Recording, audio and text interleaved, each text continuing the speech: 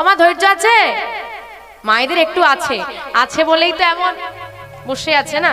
কিন্তু আমাদের যত অশান্তি, যত দ্বন্দ্ব হয় সবকিছুর মূলে কিন্তু এই ধৈর্য। এটা প্রমাণ দেব না? থাক, রাত হয়ে যাচ্ছে।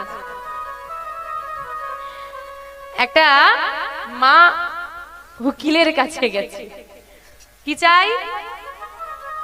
কি চাই? জোরে বলো মা, সবাই শুনুক। আমার কি চাই গো? ডিভোর্স চাই।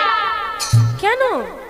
আর পাচ্ছি না থাকতে, শুধু অশান্তি আর অশান্তি। আরে কি নিয়ে তো অশান্তি?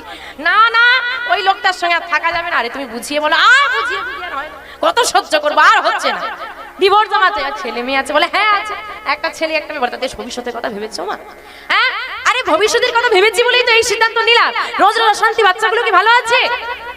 এখন তার যা মুখের বাহার দেখেই বুঝতে পারছি অশান্তি।